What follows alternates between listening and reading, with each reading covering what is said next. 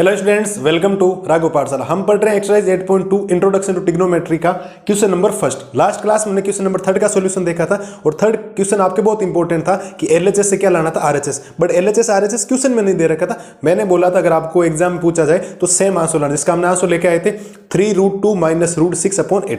ऐसे as it is ऐसा question है जैसे रेशनलाइज वगैरह उसमें किया था, वैसा ये क्वेश्चन है। इवैल्यूएट द फॉलोइंग करना है, sin 30 + tan 45 - cos 60 upon sec 30 + cos 60 + cot 45 degree. ये आपके पास क्वेश्चन है। इसमें आपको जो आंसर लाना है बुक का जो क्वेश्चन है, ऐसे 1 मार्क्स में आपको कहां तक करना मैं बता दूंगा। बुक का जो एक्चुअल में आंसर है वो है आपके पास 43 - 24√3/11। आपको मेन मकसद है आपका ये आंसर आना चाहिए। मेन आपका आंसर क्या आना चाहिए, जो आपके सामने लिखा वो आना चाहिए लास्ट के अंदर रेशनलाइज वगैरह करके। तो चलिए शुरू करते हैं। मेरे पास क्वेश्चन है, मैं क्वेश्चन में वैल्यू पुट करता हूं sin 30 का मतलब होता है 1/2, टेबल याद है ना। tan 45 का मतलब होता है 1 माइनस cos 60 का मतलब होता है 2/√3। ये आपको अगर टेबल याद है तो कोई दिक्कत आपको नहीं होगी। sec 30 भी होता है 2/√3 प्लस cos 60 होता है 1/2 और प्लस cot 45 कितना होता है 1। ये हमने वैल्यू कर दी जो सेम है कि sin 30 1/2, tan 45 1 minus cos 60 2/√3, sec 30 2/√3 plus cos 60 1/2 plus cot 45 होता है 1। ये हमने वैल्यू पुट की। अब वैल्यू पुट करने के बाद आपको ये पता है कि यहाँ पे 1 है और इसके अपॉन में भी 1 है, तो ऊपर वाले का आपके पास एलसीएम आएगा। ऊपर वाले का जो एलसीएम आएगा वो आएगा 2√3। देखो 2 1 और √3 का 2√3 आएगा। देखो 2 का 2 में डिवाइड हो गया 1 टाइम्स, पीछे क्या बचा √3। √3 को जब 1 से मल्टीप्लाई करोगे तो आएगा √3। चलो साहब, प्लस 1 का डिवाइड 2√3 में 2√3 टाइम्स, और 2√3 को जब 1 से मल्टीप्लाई करोगे तो रिजल्ट बनेगा 2√3। फिर साइन है माइनस का, और √3 का √3 में हो गया 1 टाइम्स, पीछे क्या बचा 2, और इस 2 को जब मल्टीप्लाई करोगे 2 से तो रिजल्ट क्या बनेगा 4। नीचे जब आएंगे तो नीचे भी √3 2 और 1 का जो एलसीएम आएगा वो आएगा 2√3। क्या आएगा 2√3। अब देखो इस √3 का √3 में 1 टाइम्स, पीछे क्या बचा 2। 2 को जब 2 से मल्टीप्लाई करोगे रिजल्ट बनेगा 4 प्लस 2 का 2 में 1 टाइम्स, पीछे बचा √3। √3 को जब 1 से मल्टीप्लाई करोगे तो ये बनेगा √3। फिर साइन है प्लस, और 1 का 2√3 में 2√3 टाइम्स, 2√3 को जब 1 से मल्टीप्लाई करोगे तो ये हो जाएगा 2√3। थोड़ी कैलकुलेशन का ध्यान रखना, हमने एलसीएम लिया और इक्वल वाला साइन एकदम बीचों बीच लगा हुआ होना चाहिए। ठीक है, चलो साहब इसके बाद देखो, इसके बाद मैं यहां काम कर देता हूं, समझने का प्रयास करना थोड़ा सा। समझना ये कि देखो √3 और √3, रूट में नंबर प्लस और माइनस कब होते हैं, जब रूट के अंदर नंबर क्या हो सेम। तो ये है 1√3, ये है 2√3, प्लस होने पर ये 3√3 हो जाएंगे, ये ध्यान रखना। और माइनस में क्या चल रहा है 4, इस बात का हमेशा ध्यान रखें। ठीक है, और इसके अपॉन में क्या चल रहा है 2√3। चलो साहब ये हो गया। फिर ये इक्वल वाली लाइन यहां है, और यहां देखो ये है 4 प्लस √3 और 2√3, √3 और 2√3 वापिस कितना हो जाएगा 3√3। तो ये हो जाएगा आपके पास 3√3 और अपॉन में चल रहा है 2√3। मैंने क्या बोला था, अपॉन के अपॉन में हो तो ऊपर वाली वैल्यू सेम रहती है, नीचे वाली क्या हो जाता है रेसिप्रोकल। तो ध्यान देना बेटा इधर। तो ये तो हो जाएगा 3√3 माइनस का 4 अपॉन 2√3 मल्टीप्लाई, ये वैल्यू रेसिप्रोकल हो जाएगी, तो ये हो जाएगा 2√3 अपॉन 4 प्लस 3√3।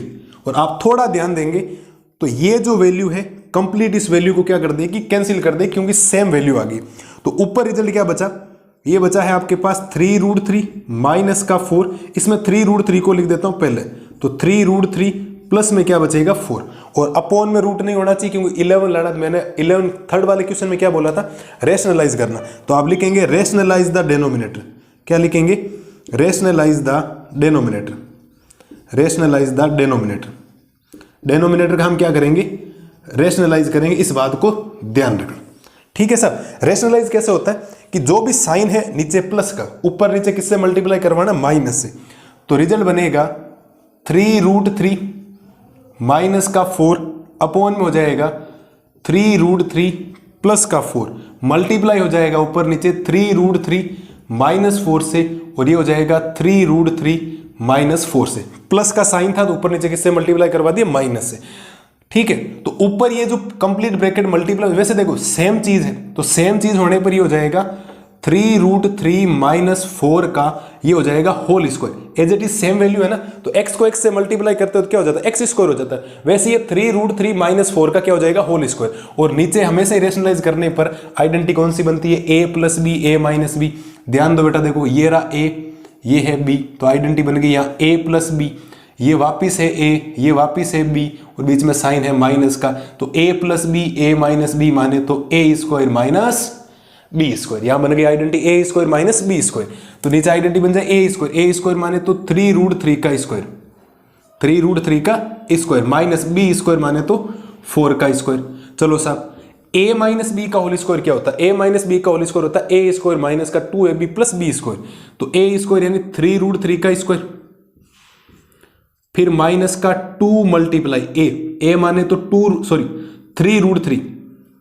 3√3 प्लस 2ab होता है ना, तो b का मतलब 4 प्लस b² माने तो 4 का स्क्वायर, और अपॉन में ध्यान देना 3 का स्क्वायर 9 मल्टीप्लाई √3 का स्क्वायर 3, रूट हट जाएगा, माइनस 4 का स्क्वायर होता है 16। 4 का स्क्वायर कितना होता है, 16।